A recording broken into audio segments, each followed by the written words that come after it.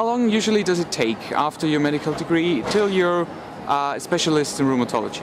Well, if you do it as fast as you can, then you first have like 1 year in intern, and then you have 1 year in where you do internal medicine, and then it takes 5 years after that. So the quickest way is 7 years. Is there a best time point where you start working scientifically, or where you start your PhD? Some start their scientific career during their medical studies, where they take a year off and they start there, and then they already know that they want to be a rheumatologist, so they start their science year. Others start their science when they have found that which specialty they want to specialize in, and then they find a research subject within their specialty. Concerning the division of work, what are your usual working hours concerning clinical work? Well, it's quite strict, so it's 37 hours per week, but it's like a median over a lot of weeks. So we can have 1 week where we work 50 hours, and then the next week where we then work 25 hours. But over like 3 months, then we will have 37 hours per week. And if you also take into account scientific work, or is it mainly spare time? That's spare time. For most doctors, unless you do a PhD or you have the money to buy you off your normal work. Okay. And how would you rate the rheumatology training in Denmark? I would give it a good rating. It's pretty structured. There's a lot of things, competences that you have to gain, and it's structured at what time points in your education you should get it. So fairly good, I would say. How long does it take you in Portugal to become a rheumatologist after your final medical degree? So after you complete med school, which is 6 years, you usually have a year of general medicine and 5 years of rheumatology training. So it takes you 6 years after med school to become a rheumatologist. And when is the best time to start working scientifically or to start a PhD? Right now there's a program in Portugal, sponsored by the government, in which you can extend your training period and you get half of your salary and also half of your daily schedules, and the other half you have a bursary and you can do a PhD or some scientific training. Usually it's directed at PhD, but still most people prefer to finish their specialty and then get a PhD. How are your usual working hours in Portugal, clinically? Officially, it's 40 hours a week. That's what you have in your contract. In reality, it's much more than that. So I used to do 80 to 100 weekly hours of practice, of pure clinical practice, with the on-calls, night shifts, and everything. And this is still like that? It's still like that. And how would you rate your training in rheumatology? I would say my training is as a rheumatologist in rheumatology is really good. You get to see a lot of patients with a lot of different diseases and different degrees of diseases. And so it was a good training, but it's a very busy training. How long does it take you to become a professional rheumatologist after your degree of medical studies? Okay, so usually in the UK what happens is after medical school you have 2 or 3 years as a junior doctor, core medical training it is called, and then after those 2-3 years you can start your rheumatology training, and it can be anything from 4 to 6 years, depending on whether it includes general medicine.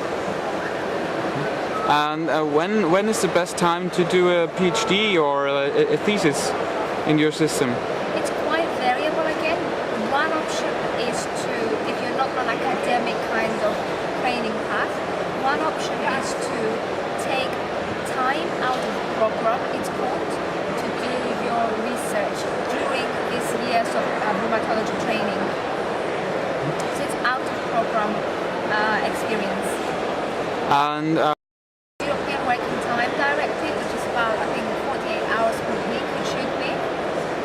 And very frequently there's questionnaires that get sent out to all trainees to complete them to ensure that they comply by these regulations.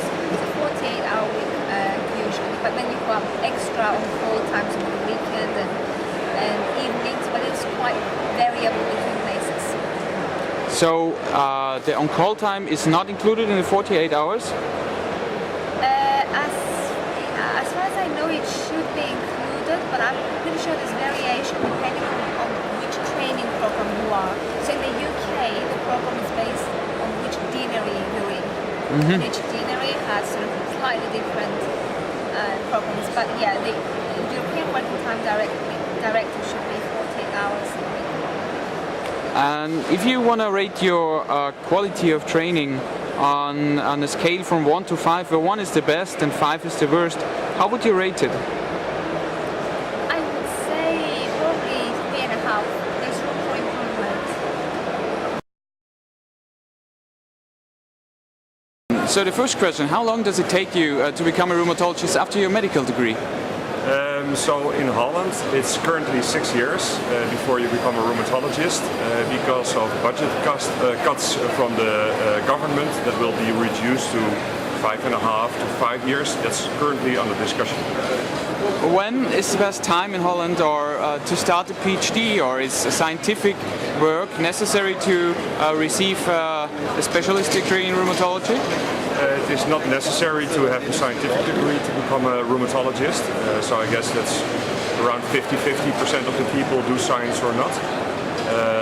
I guess it really depends on what side of science you are willing to be involved in.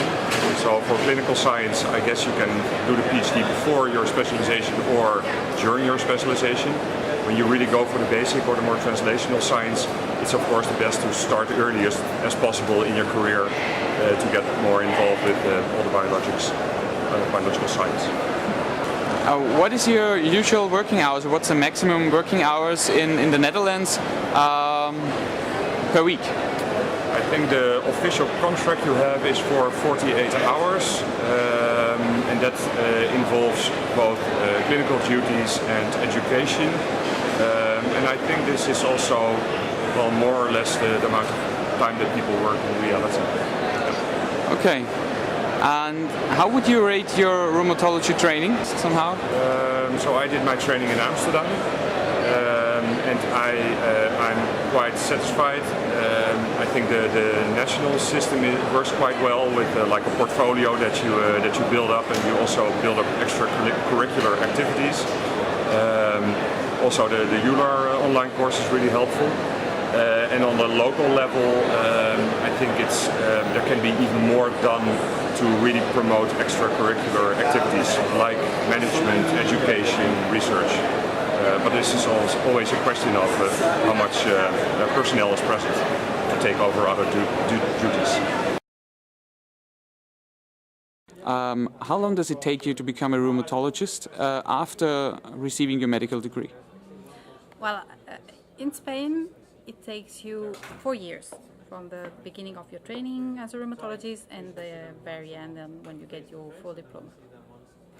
And when is the perfect time in Spain to receive a PhD or a further thesis? Well, what people usually do is that you need to start some PhD courses, and that might be done during the training, but it's quite uncommon that people actually stop their training to do a PhD. So most of the people either do it afterwards, just after finishing the training, or even some of the trainees, they do it after several years after they finish their training actually. But usually they are not doing it after medical school right away? No, that's Okay. very, very uncommon. And is it common that during your training you're working scientifically as well? With little research projects depending on the hospital or the unit you are. It depends how involved you are in research, but it's really, you can do some lab activities and you can do also some clinical research, but it's not very common to combine both the clinical training and the PhD course. What are your current working hours in Spain? So usually clinically speaking per week? So it depends, but usually a trainee would start his day at 8 o'clock in the morning and would end at 3 p.m. because the ward starts at 3 p.m. except for one region of Spain, Catalonia, where it's from 8 to 5 p.m. That's the clinics. Of course, that's what's written in paper, but we all know sometimes you do longer hours, but that's the usual schedule. And you're also doing night shifts? Yeah. Yeah. And that depends a lot on the department and the hospital. And usually what's then the usual mix-up for I per think week? there has been recently a limitation when you can do up to 4 night shifts per month. How would you rate the rheumatology training in Spain? On 1, it's very good, and 5, it's very bad. I would say it's not perfect because there is still room for improvement from some aspects. Mainly, I think research, how to integrate research in the training program. But I would say 1.5 because 1 is perfection. Then 1.5. Great. Thank you for your time.